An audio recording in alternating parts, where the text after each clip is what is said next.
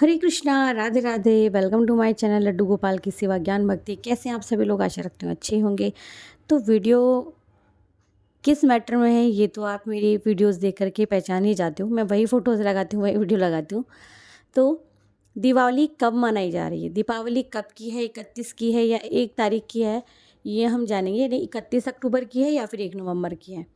तो चलिए एग्ज़ैक्ट वही बताऊँगी जो कि है, और मैं जिस तारीख को मना रही हूँ जो शास्त्र सम्मत है, ठीक है?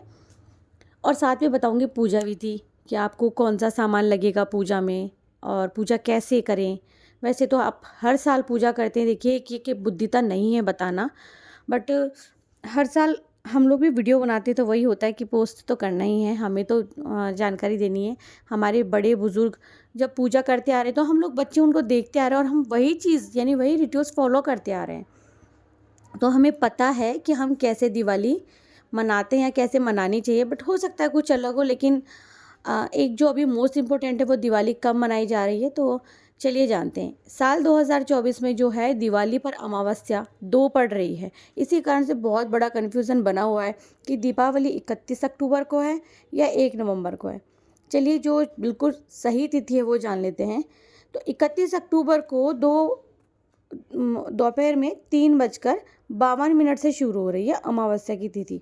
देखिए समझिएगा बात को कि मान लीजिए मैंने आपको हमेशा ये कहा है कि उदया तिथि से जो शुरू होती है ना तिथि, वही सर्वमान्य होती है। ठीक है, ठीक है, मैं इस बात को बिल्कुल सराहूंगी, बोलूँगी कि हाँ, जो उदय तिथि सूरज जी के साथ जो तिथि उदय होती है उसी को हम लोगों को त्यौहार मनाना चाहिए।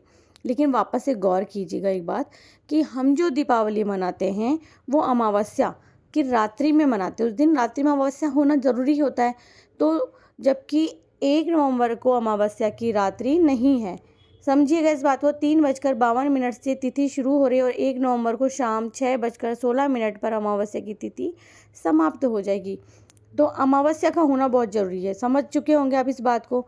त्योहार जो है दीपावली का वो अमावस्या की रात में मनाते हैं। तो विद्वानों के मुताबिक ले लो, शास्त्रों के अनुसार ले लो या पंडितों के अनुसार ले लो, दिवाली 31 अक्टूबर को ही मनाना शुभ है। और 31 अक्टूबर को ही आप मनाना, मैं भी मना रही हूँ। इस दिन लक्ष्मी जी का पूजन किया जाता है। देखिए जो शास्त्र सम्मत है वो 31 अक्टूबर ही है। तो आप ये मत सोचना हमारी छुट्टी तो 1 नवंबर की आई है, हम लोग तो 1 नवंबर को मानेंगे। अच्छा, बहुत सारे लोग ये भी कहेंगे कि जो है 31 को दिवाली मनाई है तो 1 नवंबर को गोवर्धन पूजा हो गई है। नहीं नहीं भाई, ऐसा मत कीजिएगा, क्योंकि शाम तक तो अमावस्या की तिथि है ही, और हम गोवर्धन कब मनाएंगे? तिथि के अनुसार मनाएंगे। समझिएगा इस बात को। तो आपको गोवर्धन जो पूजा करनी है वो आपको करनी है 2 नवंबर को। चलिए अब दीपावली से जुड़ी कुछ बातें भी जान लेते हैं हम लोग। देखिए दिवाली पर धन और समृद्धि की जो देवी हैं लक्ष्मी जी की पूजा की जाती है। दिवाली की जो पूजा है प्रदोष काल में की शुभ मानी जाती है। समझिएगा इस बात को। और स्नान होता है, दान होता है, तर्पण होता है, व्रत होता है, ये सब उदय तिथि में मान्य होती है ना।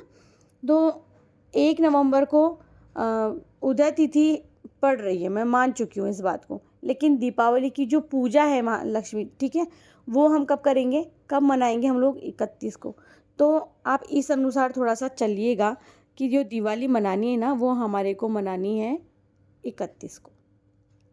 चलिए अब हम जान लेते हैं कि दिवाली की पूजा में क्या क्या लगेगा, कौन कौन सा सामान लगेगा। तो चौकी चाहिए आपको स्थापना के लिए, लाल कपड़ा बिछाने के लिए, लक्ष्मी गणेश की प्रतिमा चाहिए पूजा के लिए, कलश चाहिए स्थापना के लिए, पंचपल्लव ले लीजिएगा, आम के पत्ते यानी कि, या फिर अशोक के पत्ते।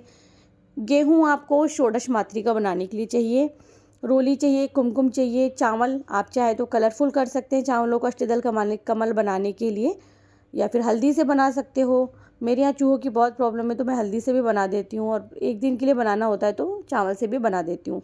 सुपारी चाहिए होती है, पान चाहिए होता है, लौंग, अगरबत्ती, धूप बत्ती, ये सब चीज़ें आपको चाहिए माता रानी की पूजा के लिए, यानी कि लक्ष्मी माता की पूजा के लिए। जैसे कि मैं बहुत सारी और भी अगर चीज़ें बताऊँ आपको, तो जैसे कि हो गया हल्दी की गांठ, इस बात का ध्यान, पंचामृत आपको चाहिए अभिषेक करवाने के लिए, फल फूल कपूर, दूर्वा, जनेऊ, खील बताशे, चांदी का सिक्का, कलावा, ये सब चीज़ें आपको चाहिए पूजा पाठ के लिए। अब कौन से कोण में पूजा करनी है दिवाली की, जो सबसे सरल पूजा विधि है ना वो मैं आपको बताती हूँ। देखिए, जो तरीका मैं बताती हूँ उससे काफ़ी बदलाव आया है। बहुत सारे लोग इतने प्यारे-प्यारे मैसेजेस करते हैं मुझे कि दीदी आपको देख के पूजा सीखा है, बहुत अच्छे से पूजा करते हो, उसके लिए बहुत-बहुत धन्यवाद। तो जो हमारे बड़े बुज़ुर्ग किया करते थे, हो सकता है आप लोगों ने ऐसे देखा हो, जो गाँवों में होता है ना, वो एक पाटा ले लिया, कुछ कपड़ा-वपड़ा नहीं बिछाते हैं, चावल की एक ढेरी बना देते हैं, उस पर एक दिया जला देते हैं, माता लक्ष्मी को बिठा के पूजा कर देते हैं। ठीक है, मैं मानती हूँ ये भी सही है, हमारे बड़े बुज़ुर्ग कुछ गलत नहीं करते भई।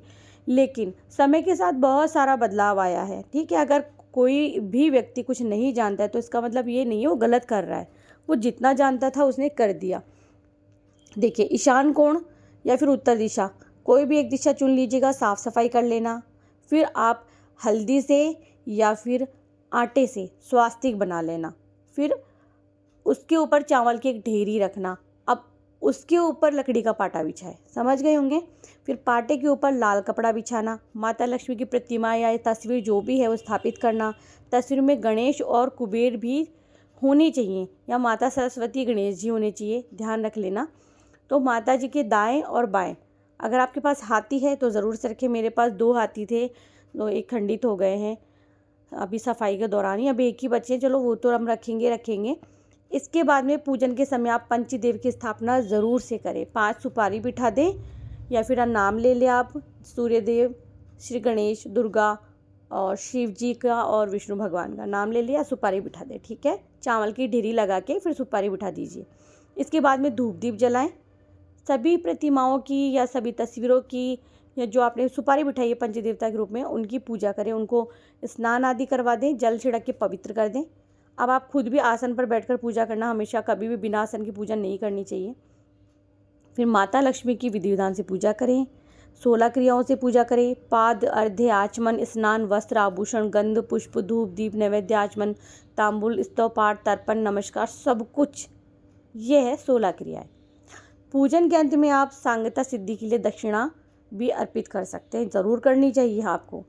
माता लक्ष्मी सहित सभी के माथे पर आप हल्दी और कुमकुम का या चंदन का टीका लगाएं, फिर चावल लगाएं, फिर भगवान जी को फूल की माला पहनाएं।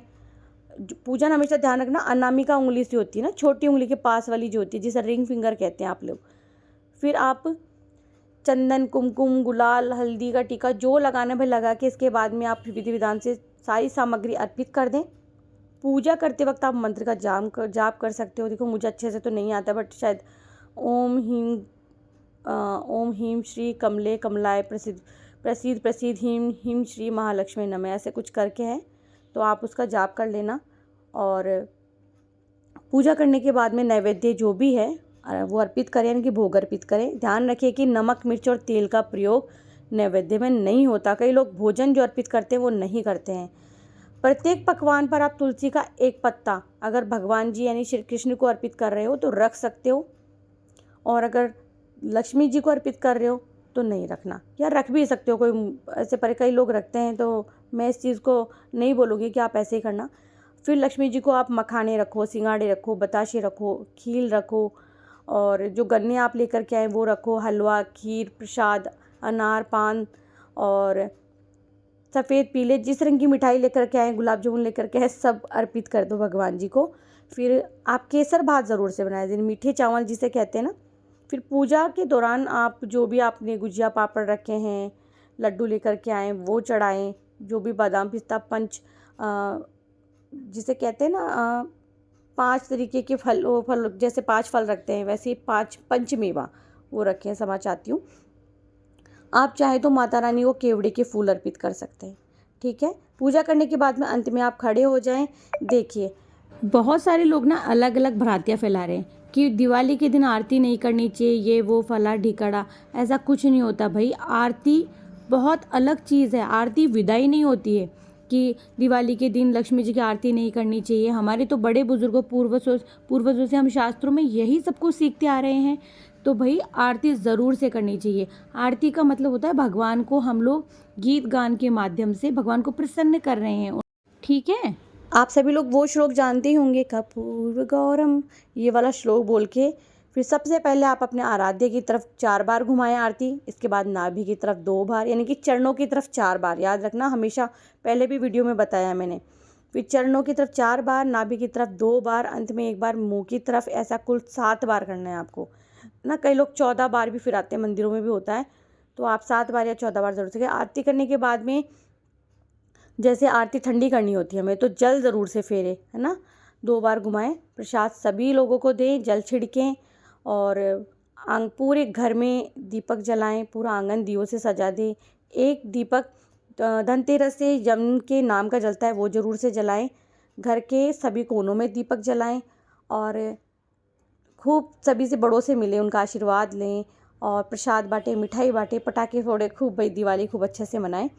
घर हो या मंदिर, जब भी कोई विशेष पूजा करे तो अपने इष्ट देव के साथ में स्वास्तिक, कलश, नवग्रह देवता और पंचलोकपाल, षोडश मातृका, सप्त मातृका का पूजन ज़रूर से करना चाहिए। देखिए, पहले मैं बनाती थी, लेकिन वो चूहों के चलते मैंने थोड़ा सा रोक दिया, क्योंकि खंडित करके चले जाते हैं, सो इसीलिए पहले मैं बनाती थी, तो वो मैंने रोक दिया है अभी, क्योंकि मेरे चूहे बहुत हो रखे हैं अभी। अभी क्या, काफ़ी सालों से आ ही जाते हैं चूहे, घर छोटा है, खुला है, तो हो जाते हैं।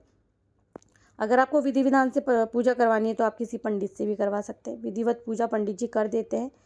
कुछ बातों का ध्यान रखना होता है, वो जल्दी जल्दी बता देती हूँ, वीडियो बहुत बड़ा हो जाएगा। दिवाली की जो पूजा होती है रात में विशेष मुहूर्त से की जाती है, तो आप चाहे तो मुहूर्त से कर सकते हैं, चौघड़िया देख कर की पूजा कर सकते हैं, लगन देख कर की पूजा कर सकते हैं, लक्ष्मी कारक योग में पूजा कर सकते हैं, क्योंकि इन चीज़ों को मानने से जैसे किसी को कर्ज वगैरह हो या कोई परेशानी हो तो ये लाभ होता है। क्योंकि सब पंडित जी बताते हैं, ज़रूर बताते हैं। सुबह में जल्दी उठें, नित्य कर्म कर लें, अपने सारे कार्यों से निवृत्त हो जाएं, फिर पूजा की तैयारी कर लें, क्योंकि सुबह से लगते हैं ना, तब जा कर के पूजा की तैयारी पूर्ण हो पाती है, जल्दबाजी में नहीं होती है पूजा। तो ज़मीन पर करें पूजा, आसन बिछा कर करें, कोशिश करें आसन सूती ना हो, ऊनी आसन हो, है ना। तो जो चीज़ें हैं ध्यान रखने होगी मैंने बता दिया। जो कलश स्थापना है पीतल या तांबे के उसमें करनी है, कलश में। और देवी देवताओं के लिए जितनी भी पूजा की सामग्री हो पहले से जुटा लेना भाई। और कोशिश करना जो आंगन है देहरिया उसमें रंगोली बनाएं, द्वार पर मांडने बनाएं, बंधनवार लगाएं, तब जा कर के लक्ष्मी जी प्रसन्न होती हैं। वैसे भी दीपावली पर सब लोग ही करते हैं। और पूजा कोशिश करें कि ईशान कोण या उत्तर दिशा में ही करें आप, है ना। और ध्यान रखें कि कभी किसी को गलत ना बोले, पूजा वाले दिन झगड़ा ना करें, कलेश ना करें। और दिवाली जो है बड़ों से आशीर्वाद लिया जाता है, अपने बराबर वालों से मिलन का दिन होता है, ज़रूर से करें। ये कार्य आप पड़वा के दिन कर सकते हैं ना, तो पड़वा के दिन ज़रूर से करिए कार्य।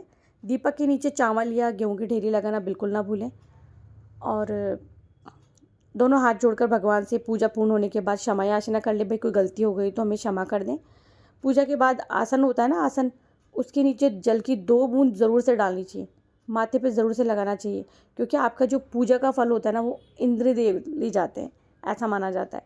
तो ये ज़रूर से करें। ये चीज़ मैंने कभी किसी को बताई नहीं है, मैं बहुत मतलब कि छुपाने की चीज़ें होती है वो जल्दी से बतानी नहीं चाहिए। तो याद करें, जैसे पूजा करके आप उठे, आसन के नीचे 2-3 बूंद, भाई 2 बूंद तो क्या, मैं तो हाथ से जल छिड़क देती हूँ, उसके बाद में माथे पे लगाती हूँ, फिर उठती हूँ, क्योंकि मैं नहीं चाहती मेरी पूजा का फल ना राजा इंद्रदेव लेकर चले जाए। तो चलिए, मैंने सारी जानकारी दे दी है। दीपावली कब पड़ रही है, क्यों और हम लोग 31 को मानेंगे, सब कुछ बताया है मैंने। तो आप सभी को आने वाली दीपावली के पर्व की ढेर ढेर ढेर सारी शुभकामनाएं। और मजाक मत बनाइए, गलती हर किसी से होती है, बिना देखे बोल रही हूँ, जितना याद है। कपूर्व गौरम करुणावतारम संसार सारम, क्या था इसके आगे, भुजगेन्द्रहारम सदा वसंतम हृदयारविंदे भवम भवानी सहितम नमामि। ये मंत्र आपको पूजा के दौरान बोलना है, क्योंकि वही हस्बैंड सामने बैठे हंस रहे बोल रहे पंडित पंडित तुझे। तो ये जो है कपूर जैसे गौर वर्ण वाले जो करुणा के अवतार हैं हमारे प्रभु, तो संसार का सार, यानी जिनके गले में सर्प का हार है धारण करने वाले भगवान शिव शंकर माता पार्वती के साथ भाई विराजमान रहें। जब आप पंच देवी देवता विराजमान करते हैं तो ये मंत्र ज़रूर से बोलना चाहिए, और ज़रूर से बोलें। तो ये मंत्र जो है भगवान शिव से जुड़ा है और संस्कृत का श्लोक है। दूसरी चीज़, जो शिव भगवान हैं उनके लिए होता है। हरे कृष्णा।